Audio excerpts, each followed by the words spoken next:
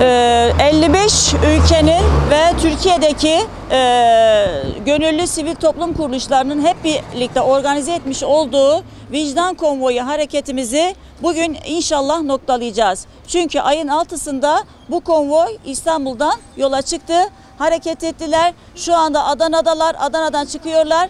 Son noktayı tüm Türkiye ve 55 ülke olarak Hatay'da noktalayacağız. Noktamızı koyacağız. Orada birleşiyoruz. Bütün dünyaya Suriye'deki mazlum zindanlarda eziyet çeken, işkence gören, tecavüze uğrayan kadınlarımızın sesini tüm dünyaya duyurmak üzere yollardayız. Allah'ın izniyle Gaziantep'ten 10 araç olarak çıkıyoruz. Şu anda Türkiye'de 10 araçla çıkan ikinci şehiriz. 2 aracımız Suriyeli kardeşlerimizden oluşuyor.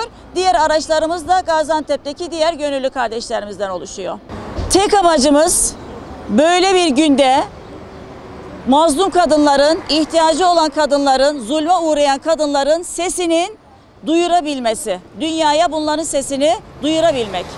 Bugün burada bizler Memur Sen olarak, Memur Sen'in 11 iş koluyla beraber, diğer STK'lar da yine beraber Suriye'deki zindanda bulunan kadınlarımız ve kızlarımız, şiddete maruz kalan, tecavüze maruz kalan kadınlarımızın o sessiz çığlıklarına ses olmak için yola çıkıyoruz. İnşallah bu yolculuğumuz hakkıyla yerini bulur.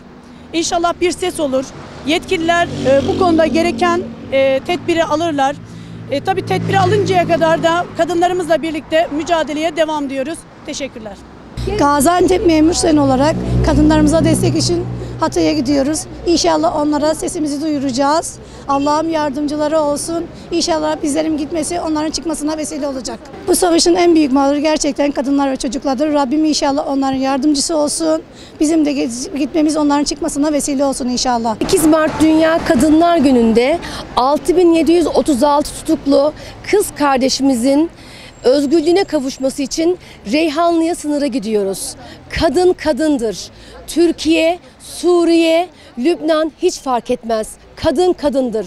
Özgürlüklerini istiyoruz.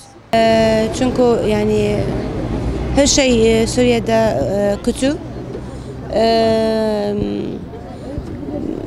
Yani her şey kötü Suriye'de. Savaş var.